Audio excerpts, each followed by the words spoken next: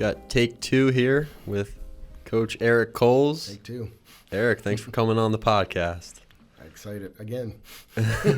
We got interrupted last time midway through our episode, so we're just going to restart here and talk about some of the same things, but it'll be a little bit different. I don't know. See where it goes. That works. So Eric, what are you guys working on in class now? 10th grade, we're finishing up Never Let Me Go. Okay. And we are transitioning into Things Fall Apart. Nice. So that'll be good. And then in 11th grade, just finished Great Gatsby. I'm going to read next The Awakening. The Awakening. By Kate Chopin. Yeah. I've never read that. It's interesting. It's an interesting read. Talks about just this character who wants to essentially just get away from her life, not happy with it. Yeah. So she makes a big change and it goes 100% the other way from where her life was headed. And we're just like, oh, okay. Interesting. All right, so it's pretty cool. I've read this The Story of an Hour by her. Oh, yeah? I read that in class. That's Okay. that's a good little story to bring in. Does she focus on her region? I mean, is it like based in like New Orleans or? I don't think so. No, It's, okay. Yeah, I don't think so. It's really just about a woman who hears that her husband has had an accident and is not coming back. He died with an accident. She gets word of that, and then she's sad at first, and then all of a sudden she realizes that she's free. So it's implied that he was, I don't know, kind of a oppressive and dominating husband, and then there's like a mystery or not really a mystery, but a surprise at the end of the story. Okay. So yeah, similar kind of context, I guess, for The Awakening. When she goes the other way, she's like, oh, I'm free. And they're like, well, not really. And she's like, oh, I'm free, though. Yeah. So she keeps going. Interesting. Is that a pretty long book? Will that take you guys a while? I mean, it's 37 chapters, but they're relatively small, so you can kind of crank through it pretty easily. Nice. So. How'd Gatsby go in your junior English class? I think they loved it. Yeah? Yeah. I mean, that's one of the easier reads, but they enjoyed it. We had some really good debates about the characters, particularly Tom and Daisy. Yeah. You know, and I set it up to the point where they were looking at those characters from the beginning, and man, they're like, in the beginning, they're like, oh, these are great characters. And then by the end, they're like, these are the worst characters. Yeah. And we had a pretty lively debate about Daisy and how she comes off. Yeah. And the girls and boys were like, it was heated. We had one of those too. What are the different sides in that argument? Well, debating. One of the arguments was that they were upset with the fact that, all right, so Tom's a cheater. He's like, he's not faithful to her. And so part of the argument was like, well, she is only doing what he's done, so it's only fair that she cheats too, and that she gets to have this relationship with Gatsby. So then I kind of questioned, like, well, so you're condoning like infidelity. Yeah. And they're like, well, no. I'm like, well, you just said that. And so that kind of sparked amongst them, like, yeah, you're talking about like she's cheating as well. That's just as bad. We knew Tom was a cheater and we didn't like him for that. Right. Now she's doing the same thing, and you guys are saying, well, it's okay because he did it. No, it's not. Yeah. So that's where they kind of really butt heads, because they felt that she was good, but she was kind of forced into this life of cheating. We're like, well, that's not really the case. Yeah. So then that kind of snowballed even more into, well, Tom was really open about his cheating. Yeah. She was really kind of like methodically like trying to hide it. So who's worse? And that was a big question. Who's worse? Who's like the worst? Of those two, which are inherently both bad. Yeah. But who was actually worse? The guy who kept it open, or the woman who kept it pretty silent? I think she's worse. I think Daisy's worse because, to that point, Tom, you know about his relationship from the beginning, and he also shows a little bit of emotion when Myrtle Wilson dies. Yeah. He starts sobbing on the car ride home, which I kind of appreciate that from him. Mm-hmm. And Daisy, she has no reaction. She doesn't even show up at the guy's funeral. No reaction. Yeah, So, and I would take a little bit of emotion over her indifference, Yep. I think, any day. So it became pretty heated, but it was good. It was respectfully heated. I like that. Yeah. That's my favorite. Yeah. When it gets going in there. We had a good debate about why she cries into Gatsby shirts. Oh yeah, what'd you guys come up with? It was one side of the room, and I have one class, my second period class today, that I love just throwing little questions like this at them, because they, exactly like you said, get two sides of the classroom. One side is like all out, the other side is giving it right back to them. It's amazing. One side was about, she cares about Gatsby. It's been so long since she's seen him. She regrets marrying Tom and, wish that she was with Gatsby. And then the other side was maybe 2 or 3 students, like not many at all. It might have even been 1 or 2. And they were like, yeah, she's materialistic. She's just crying over how nice these shirts are. And I don't know, that's one of my favorites, that question. I asked a question. I've done it a couple times, and I posed it to them this year. There is a article that an old colleague of mine, we read, and we used to teach it, asking the question, is Gatsby black? I've heard that before. Yeah, and then you can kind of look at some context clues within the text that maybe indicate that. There's some like physical descriptions of him. The Jordan Baker line, or there's one line in chapter 7, we're all white here, right? Yeah. Yeah. And so that's their argument. Like, no, they say they're all white here. But Tom, the way that Tom kind of treats Gatsby, is it because and Tom makes some statements earlier in the year, or earlier in the book, but even in that chapter 7, when they're all around the house, he's like always been against him. Yeah. And we don't really know why. I mean, clearly he's a little nervous about Gatsby and his, maybe the relationship that he sees between his wife and Gatsby. But there's something else. Right. There's something else. And there's indication, after reading this article, there's indication that, maybe he knows that Gatsby is not white. And so the discrimination that he gives him, the negative vibe that he gives him, is because he knows that he can never be truly like him. So that's why he's so kind of cutthroat and like, you're not like me. And even when we watch some of the film too, he says, no. Yeah. We're not like each other. Yeah. So. And it's, that could be race, because there are some descriptions of Gatsby with like tan skin. Yeah. That kind of thing. It could just be the class, but it's interesting discussion for sure. It was. So, so they kind of like, they kind of got into it. I wish we didn't really dig into it, and I was like trying to still move along. Yeah. But it was something that I threw out at them, and they were like, hold a sec, you're right, because there are a lot of context clues that say, maybe he is. Maybe something is not right about it. But then the idea of like passing, there's that Nella Larson book called Passing. We read that in my class this year. And so, I think some of them didn't realize, like, okay, if you could be light skinned. Yeah. And pass, and people don't know, but so maybe that's something that we throw out there. Yeah. So it's always a fun kind of thing to just like screw up everybody's kind of thinking. Yeah, I mean, it's amazing that that Fitzgerald could put all of these like mysteries in this very short book. Oh yeah. I think they also like it because it's short too. Yeah, it's short enough. There's enough action. Yeah. There is like a plot, I guess, to the story. There are things that happen, even though it's just all parties, like one party after another. But what movie do you guys watch? We watched the newer one, the Baz Luhrmann one with Leo. Yeah. But I do like the actual other one with Robert Redford. I think kids don't know who that is. So I date myself if I play that one.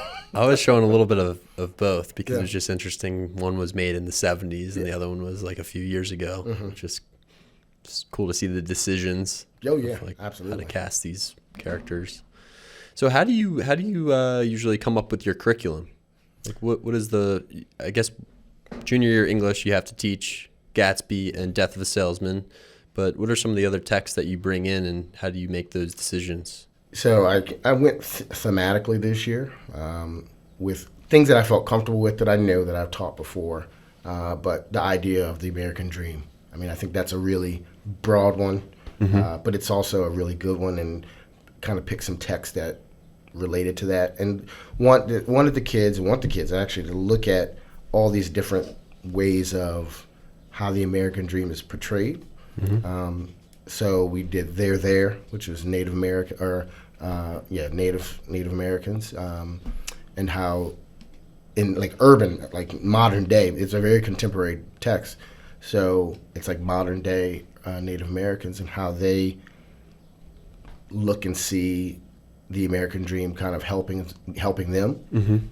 So it's interesting because it's very different from, a Gatsby, Right. which, looks at it from one, like a very elite kind of class. We looked at the American dream from Raising in the Sun, and that's different. And that deals with housing, but also how, this poor, African-American family is trying to move up and trying to capture that American dream, but they have a hard time with it because of kind of race relations in America and how that plays a part. And then, we started the year off with the Bluest Eye and looking at what American dream is there. And for those characters, it was about, my idea of the American dream, that the main character was, having blue eyes, and that's what she wanted. It wasn't about like the financials. It was about like being accepted by my face and by my eyes in America. Because if I have blue eyes, then everybody loves me and I'll be accepted. So I've not had the chance to read that yet, but that is on the list. Make it one of your go-tos. Yeah, it's great. It's really good. Yeah, and it goes pretty well because I know Toni Morrison. We've talked about this before. It's so difficult to read. I think in high school. Oh yeah. With Beloved. Beloved's great, but tough. It's very tough. I read it in college, and it was over my head a bit. Yeah. So.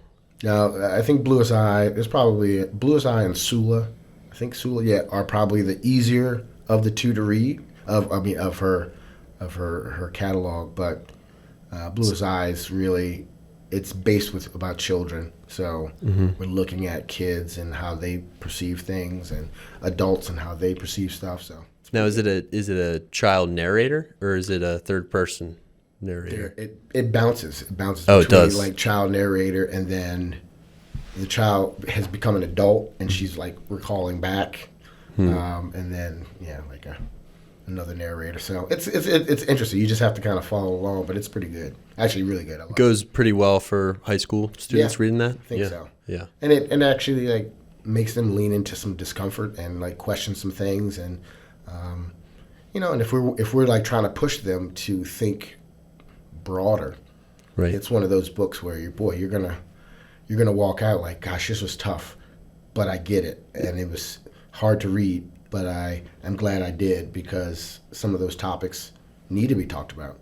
Yeah, I think in a place like this, those are that leading into that discomfort's great. Yeah. So it's always a good way to, and that's what I started the year with. So I was like, hey, we're going to dedicate a good amount of time to this discomfort, but we're going to you're going to get out of this. You're going to be so far ahead of what your thinking was when you walked in. So it sounds like most of your classes are pretty discussion oriented. Yeah.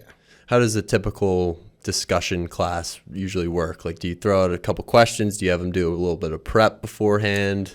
What is that like? Try to do a couple things. I'll do throw some questions on the board, have them respond to them independently, and then we'll have them.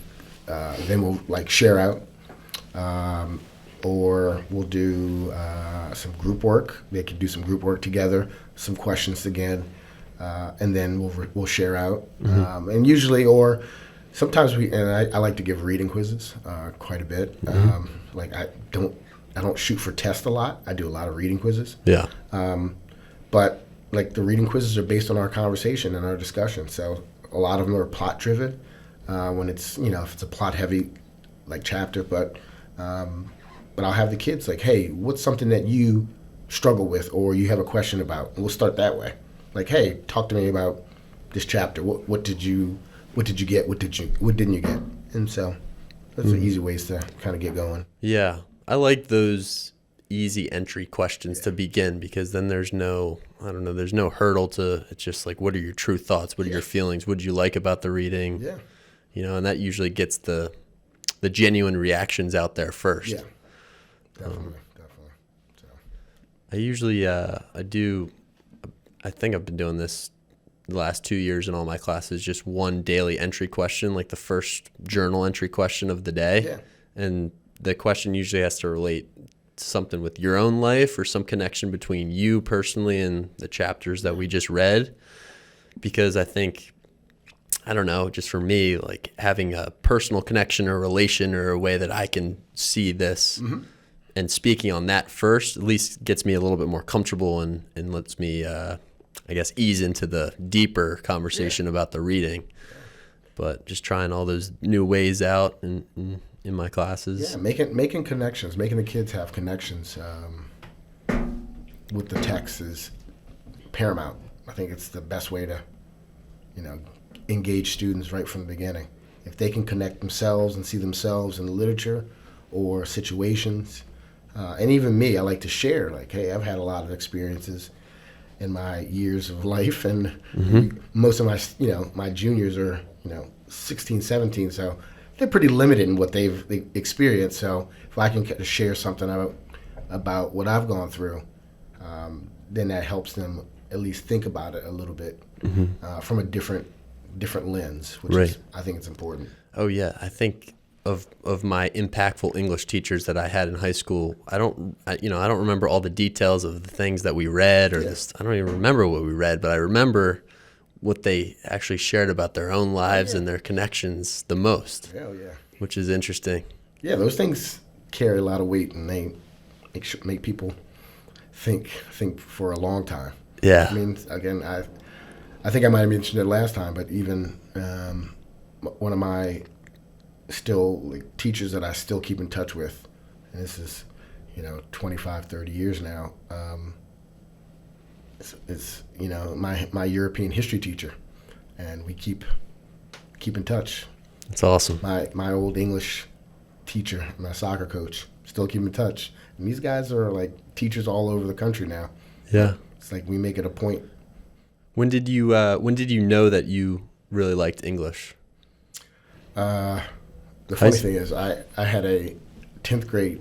I really liked it. We had a grammar class. It was like one trimester, just straight grammar. Wow, that's when you knew you liked English, is the grammar. Oh, I was like, God, I hate this, but it's actually pretty cool. Yeah. And then I started teaching, and I incorporated grammar. I think I was like, definitely, this impact of grammar for this semester definitely made me at least want to or be really, that being part of my life. I wanted to do that. And I think also I going to, in college, I was part of this program, this Ignatius Athletic Association at Loyola. And it was student athletes that would go to Baltimore City public schools and do some type of remediation clinics, or not clinics, but tutoring, all those types of things, working with kids after school and their homework.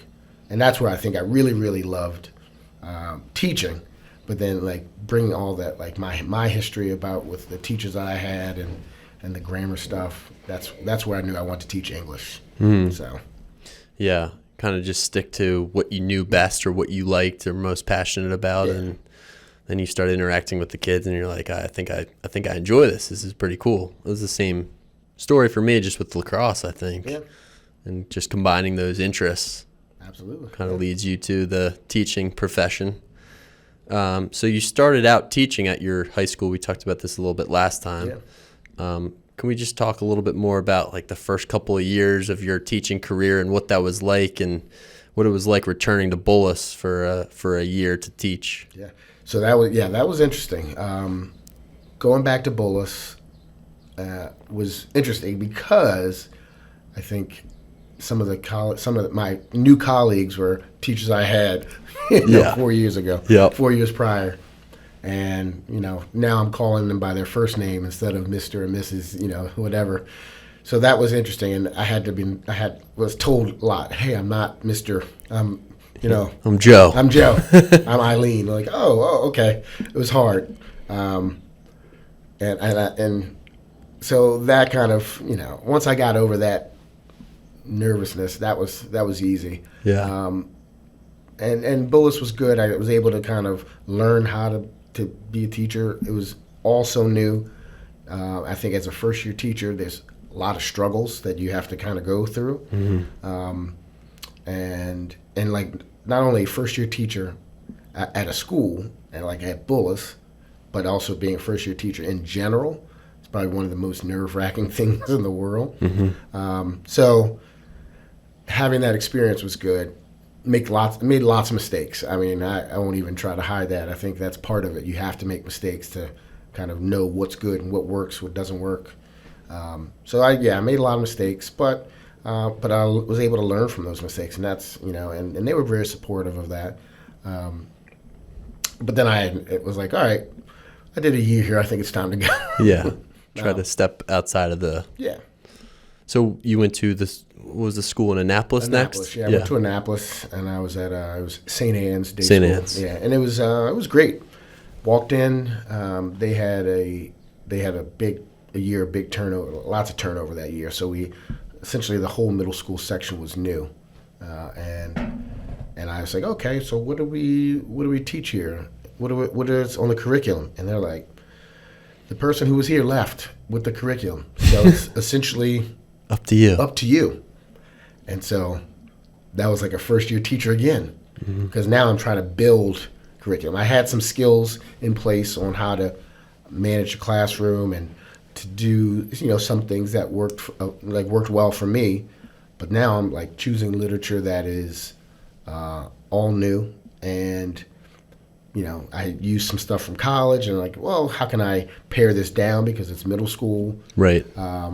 I took some things from Bullis that worked for me there, and I was able to slowly. That first year was a lot of work because I'm really like writing curriculum and building things and putting things into place that weren't there, and it was exhausting. Yeah, I mean, you almost have to take your own class before you teach it. So you've got to do all the reading, and you've got to figure out what are the important ideas to talk about in class, and it's just a lot of prep. I feel like most of teaching is prep. Yep, and that first year particularly was a heavy prep every day, getting ready for the next day, and then when I have a break, then like trying to plan out more than like a week out, and some people are really good at that and looking at the big picture.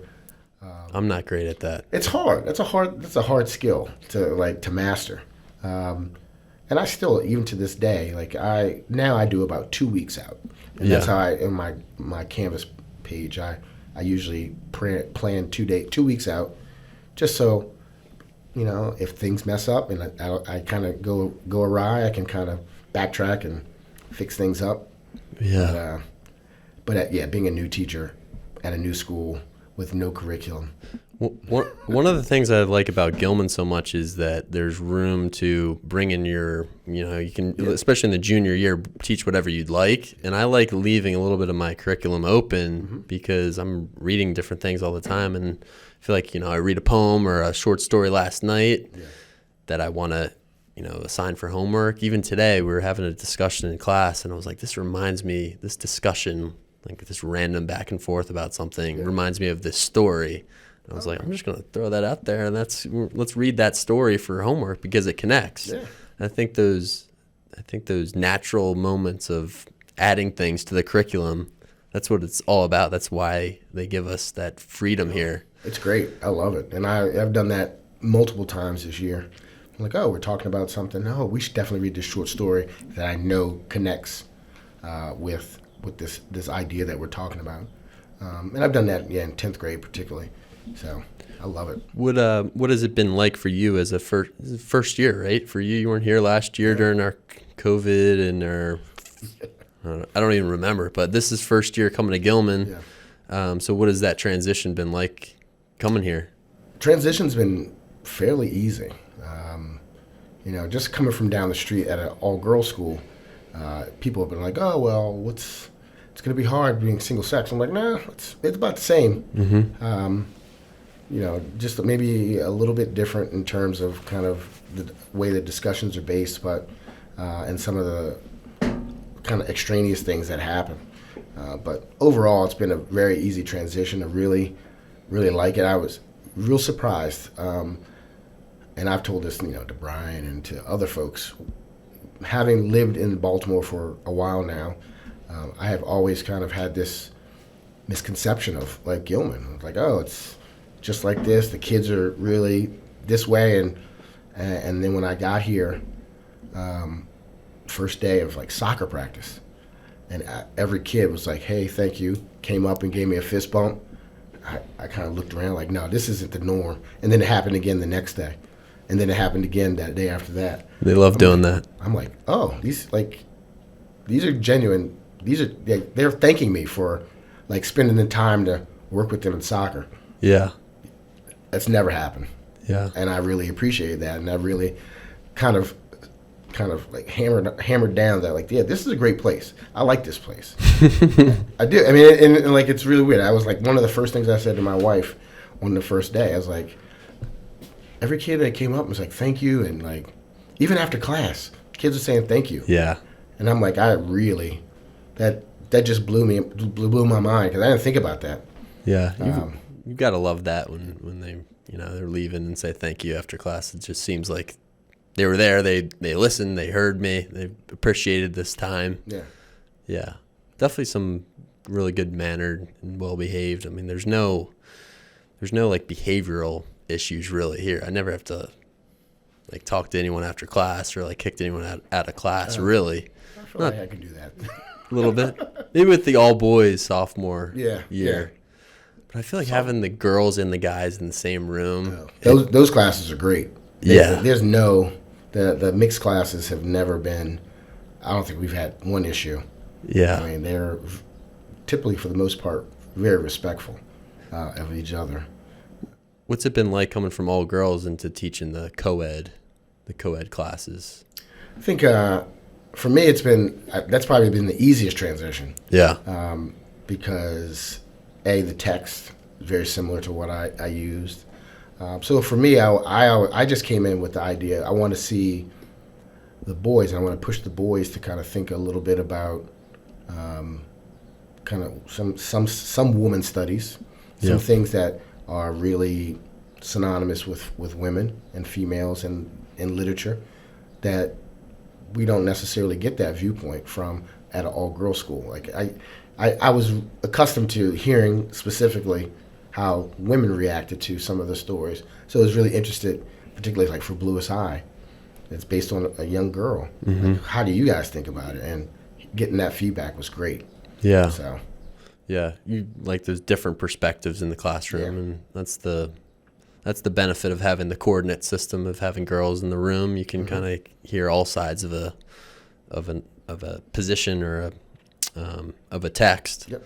Talk about the many different angles that you can look at something. Yeah. Yeah, I think my hardest or the most difficult part for me coming in teaching the co-ed classroom is, at first it was just kind of awkward in there, because a lot of these students have never been in the same room with, they've gone to a boys' school or a girls' school their whole life. So coming in and learning beside each other was, for the first couple of weeks, it's always, you got to break the ice a little bit. Oh, yeah. I did learn that. They are very segregated and don't want to really interact with each other. Yeah. And now they're like, all right, now be quiet. Now it's comfortable. Yeah. So how about coaching? How about coaching soccer? How did you kind of first start coaching soccer and kind of getting into that part of your job now? So Bullis, started coaching. I was a varsity assistant and middle school head coach for soccer, for basketball. I was on the staff, the JV staff for basketball at Bullis, which also meant that I was on the varsity staff too. And yeah, I mean, I've always loved sports, and so giving an opportunity to coach really was fun. and particularly for soccer, like giving kids, the skills or helping them achieve some of the skills that will maybe help them to play at the next level was always fun. It was always fun, and we had some good teams and some good kids, and so that, the model here of teachers being coaches, that was easy. That was the same at Bullis. Yeah, and that's something that I always volunteer. I mean, at Mercy, that wasn't the case. There was, I think, 4 teachers that were coaches, and I coach at some point, a couple of years, 3 seasons. Who'd you coach in the spring? Outdoor track. Outdoor track. Yeah. Nice. But I always joke like, I need to take a season off so I can maintain my marriage, because coaching 3 seasons is a lot. Yeah. It's a lot to ask on me, but it's a lot to ask on the family. And we start having kids, so that's, Yeah. once that happens, your life changes. Right. So soccer's your first love, your primary love. How did you I guess come to the sport of soccer and start playing? So I grew up in D.C., and my elementary school that I went to had a team that practiced at our fields in the afternoon. And I just started watching it. I was like, oh, that's fun. I want to try that. So talked to my mom. We joined MSI, which was Montgomery Soccer Incorporated, and started playing. And I was, fast, but, just didn't have the skills yet, but I picked it up very quickly and would play all the time, and then joined more teams, and got better and had some experiences that, from going to Brazil for a 10-day soccer-filled extravaganza. Wow, how old were you? At that point, I was 17, about to be 18. High school? Yes, senior. Was that with a team or is that by yourself? That was with a team. Yeah. My club team was a Bethesda club team, pretty good back then. Of that team, I think everybody went on to play Division I soccer, and it was great. Yeah, we went to Brazil. We played a lot of club teams there. We got spanked a couple games. We played. Excuse me. We played some games where we dominated, and it was great. A funny story is we played one team, and I think we lost 4-0. And this guy, they crossed the ball. There was a guy at the top of the box, so 18 yards out. He just heads the ball, crushes it into the upper 90 from the 18. My goalie had no chance of it. And we're like, who's this kid? So a year later, we're looking at the Brazilian national team. Who do we see? Oh my gosh! This kid, who at that time was probably 15 or 16. Yeah. He's on the Brazilian national team. 17, 18. Wow. Yeah, and I was like, oh my gosh, that's the same kid who became a star for them, who became a star for the national team for the next couple of years. So I was happy to say that, yeah, we got smacked by that. Yeah. You identified him first before he got huge. So forgive me, I actually don't know that much about soccer. Okay. So best top countries in the world with soccer, Brazil's in the top 3. Brazil's in the top 3. I mean, recently, there's so many teams. Germany's always been a tough draw. Netherlands is always good. Spain is phenomenal. Mm-hmm. England's been solid. France clearly has been really, really, really good. And those are the big countries. They have just a bigger pool to. Yeah, that's right, Italy. But my best friend from high school was an Italy fan, so I used to always like to give him grief. So yeah, why is that? Because so many people in America play soccer, and they've got all the facilities and everything here, and kids play year round. It's their only focus. Why is it that these other countries are so good? Is they have more players, or is it coaching? What is it? this is a huge debate that goes on in U.S. soccer right now, but I think it's in those big countries, they start much younger, and it's the pay to play model that is really kind of challenging here, because if you pay the pretty high fees to play soccer or any sports here, that you don't necessarily aren't the best player, but you can pay so you can get on those teams that go places and travel and do all those things. I think in those other countries, you kind of start at a very young club, and if they see you and you get exposure, then they're going to keep you there. You're not paying that. They're paying for you to kind of go through those clubs and develop till you get to a point where they're like, all right, they could go for the men's or the women's national team because we've developed them.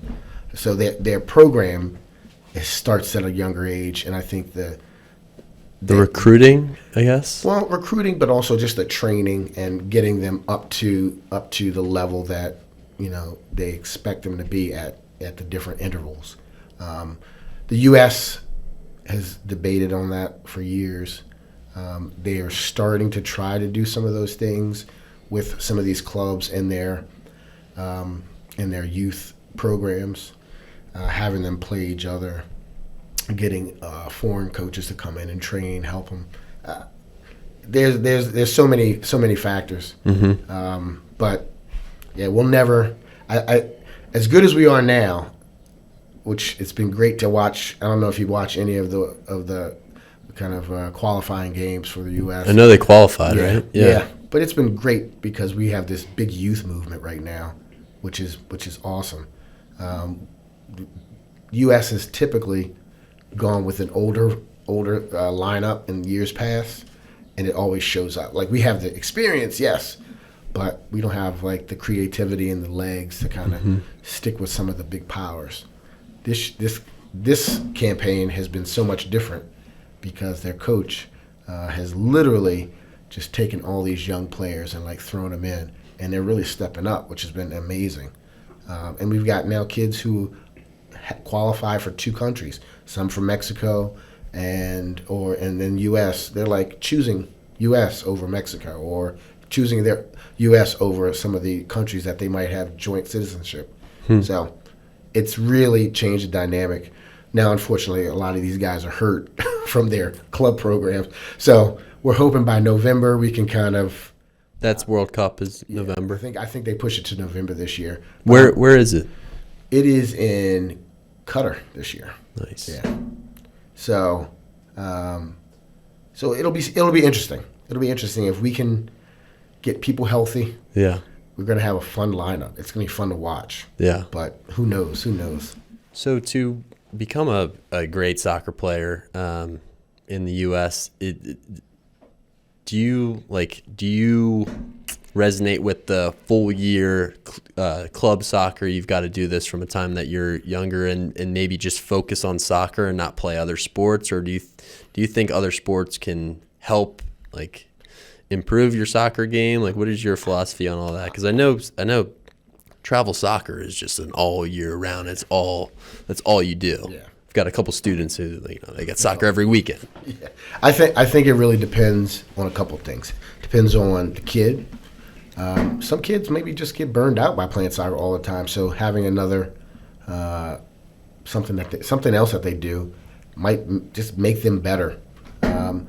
If you talk to like kind of any of the coaches higher up, I think, oh no, stick with one and play that all the time. Get better that way. And so for some kids, that's the one thing that works really well, is that dedication to the craft and doing whatever you can, working at it as much as possible, getting better. That's the philosophy. So I really couldn't give you that a real just firm depends. answer. I think it just depends. I think in anything, it's roll the dice and see where it takes you. What sports do you think complement soccer really well? So you played basketball. Yeah. Does basketball have a influence on your soccer game at all? Maybe not. Fitness-wise, no. I mean, fitness-wise, maybe yeah, because you're running all the time in basketball. But there are a lot of stops. As I've watched lacrosse more and more, and now my son is playing it. I think lacrosse definitely has some elements of soccer. It has elements of basketball. It has elements of football. I think that's probably the most kind of the sport that soccer is very similar to, like running plays and making runs and overlaps and all those types of things, and you're running constantly. Right.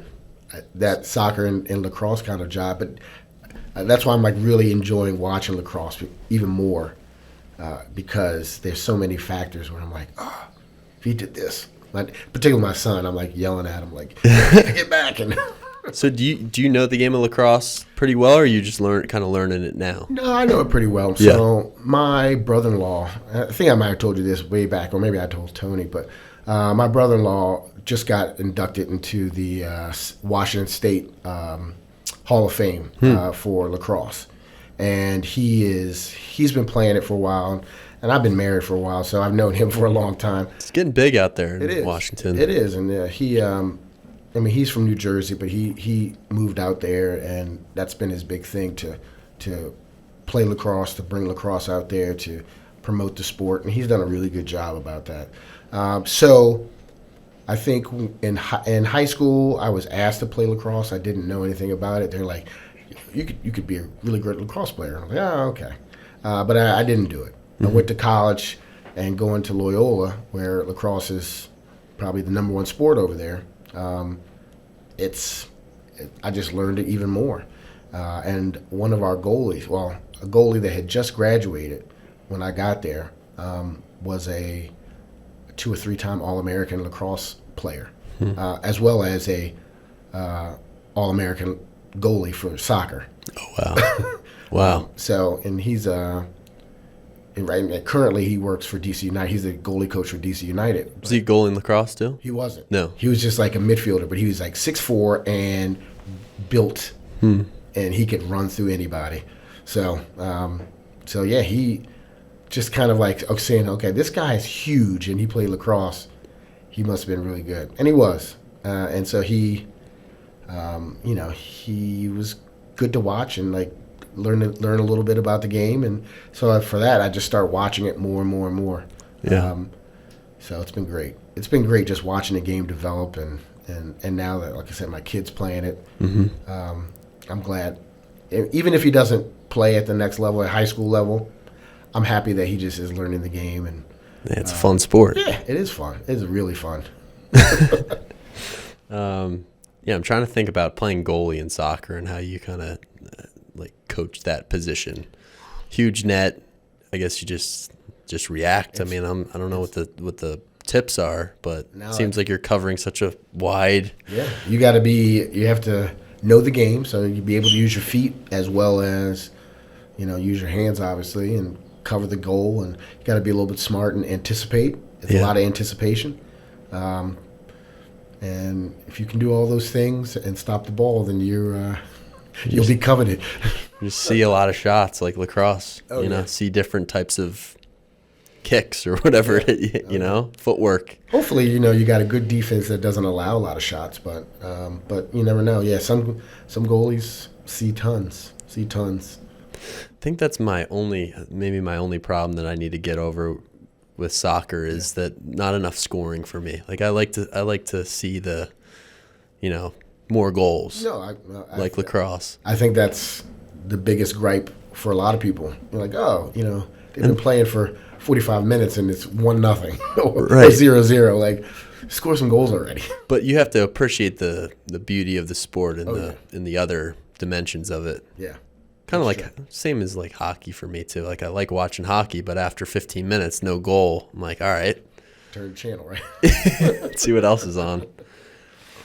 All right, Eric. Well, maybe we could get to your book recommendation for the viewers. What did you bring in, or what do you want to talk about here? So I chose the Lords of Discipline, and that's it's a book by Pat Conroy. And it's about it's probably based in about the 60s, early 60s. So civil rights is going on in America, and we got this young African American kid who has been wanting to go to a elite military academy in the South, and I think it's loosely based on the Citadel. All right, and he gets accepted. He's the first African American kid to be accepted into this school, and so the political implications are pretty high. You know, like, oh, you got our first student of color in this school. We want to keep him here, and so because this is where America's going at the time. But there's also a group of people, the secret society within this school, that their job is to haze newbies, new freshmen, and so they take it upon themselves to really give him extra hazing, and so even and this is kind of from the top down. Some of the racial kind of implications and negative stuff is coming from the higher ups, but there's a group of kind of middle management administrators that want to see this kid's success be successful, and so what they do is they recruit some kids who are initially his roommates or upperclassmen to look after him and watch him and make sure that he gets through without too much physical abuse or anything like that. So, and kind of this group of white allies, how they kind of get chastised by others, particularly those who are in that secret society, for looking out and trying to make sure that this kid gets through. They get a lot of grief for that too. So, what is the time span of the story? How long is it? So I think cover? I think it's about maybe 2 or 3 years. So. And he's in high school. No, so he's in college. Oh, he's in college. Yeah. Okay. So it's like freshman year of college. So. How does it play out between the group that's, I guess, defending the student versus the people who are hazing him? So there's some lot of issues of folks not being happy with these kids that are looking to help. A lot of conflict. A lot of conflict, and then I guess even the bigger twist is that one of the kids that has been recruited to help support this kid to get through is also in that secret society that is literally making his life miserable. He's playing two. So he's playing both sides, and there's some death that happens within the group that's looking to support because people are, very careless. And there's like so many elements to it, and then I think it plays out by the end, like the kid's going to get through, but this group that has kind of put themselves out there and put their careers, the military careers, on the line to make sure that there's justice. Now they have to look at the administration. They have to look at the whole system and how it's all flawed and then question it. And either they get out because they're like, I can't do this because this is unfair. But then if they do that, obviously they're going to leave that kid high and dry and he'd be by himself. So it not to give too much away, but they kind of they do it. They put themselves on the line. When did you read this? High school. Read it in high school? Yeah. Wow. This was a high school book, and actually it was not something I read for high school. It's on your own. It was on my own. The author, we were talking about Pat Conroy, and he's such a good writer, and I just stumbled upon it. I had to read another book of his for high school, and I was like, well, this book is okay, but I just looked at some of his other work, and I was like, oh, I'm going to try this, and I did, and I was fell in love with it. Yeah. Wow, so it sounds like you're one of those high school students who you were just naturally interested in reading and I like to read. Love to read. Yeah. Wow. Definitely. Yeah, it's tough to find students like that. I always ask my classes, what are you guys reading outside of school? And I'm reading outside of school. Yeah. I mean, it's just hard to find that time, I guess, but it's also, it's just kind of rare to leave the distraction of the phone and the computer and all the technology aside and go pick up a book now. I feel like it's one of my things that when I take my kids to the bookstore, they're like walking out and trying to walk out with like 10 books, and I'm like, not 10, you can go 5, and I just can't say no. Yeah. Like, if you want to get a book, yeah, I love it.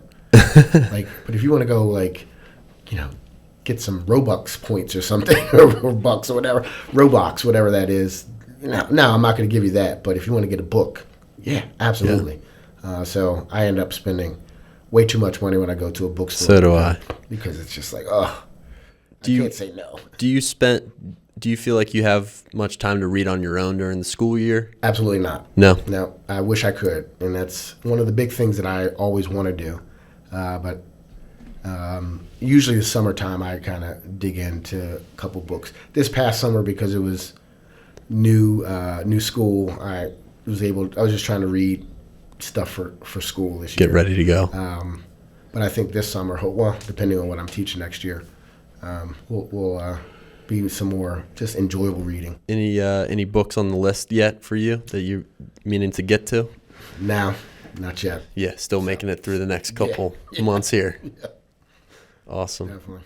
Well, I have this book that I'm teaching in my my senior elective. Okay. My senior elective's on short fiction, and this book is by George Saunders.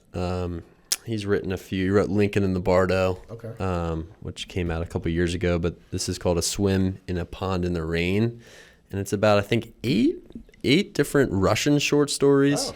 And the Russian short stories have always been fascinating to me because they're a little bit different than what we're used to in teaching American literature or just in America. But they're very close to life. Like, these characters are, I don't know, the Russian writers can distill their characters so far down to like the kind of essential humanity. Yeah.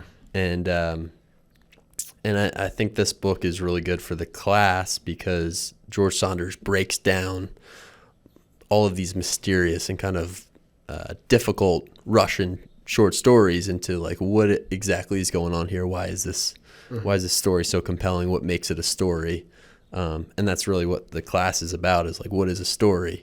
And what makes a story compelling. So I really like this one. I'm rereading it, but there's a lot of good things in here about, like starting a story. Okay. Like the first couple of paragraphs, like what do you need to do to get your reader hooked? Mm-hmm. And then what needs to happen in a story to make it effective. So I don't know. I like the short story form too, especially for seniors. Probably the best thing, right? Because it's, if you don't like it, then good. We got one coming in the next class. Yeah. Do you teach much short fiction in your classes? So the juniors, we do that short story unit in the beginning. Like this, that's their summer read. And then I think I introduce a couple short stories, just tied in with other things that we're doing. For both 11th and 10th. Yeah. But it's harder. 10th grade's pretty, we got a really robust curriculum, so it's not a lot of time that I can interject something else in there, but we try. Yeah, a lot of books in that. Yeah. And there's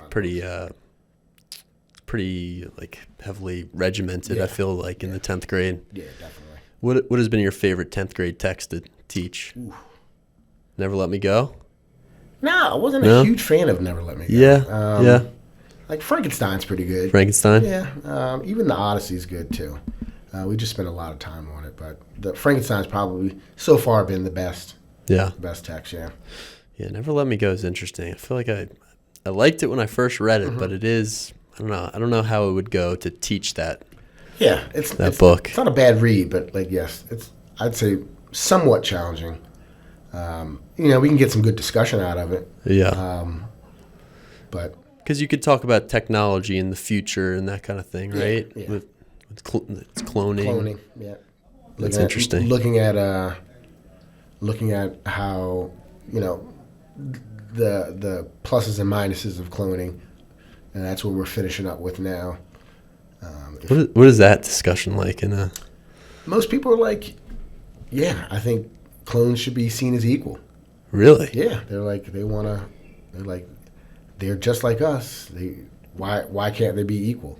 So So we kind of pair that against Frankenstein. We're like, well, if let's say you have a clone that's genetically messed up and like starts killing people, is that okay? And then they're like, well, interesting.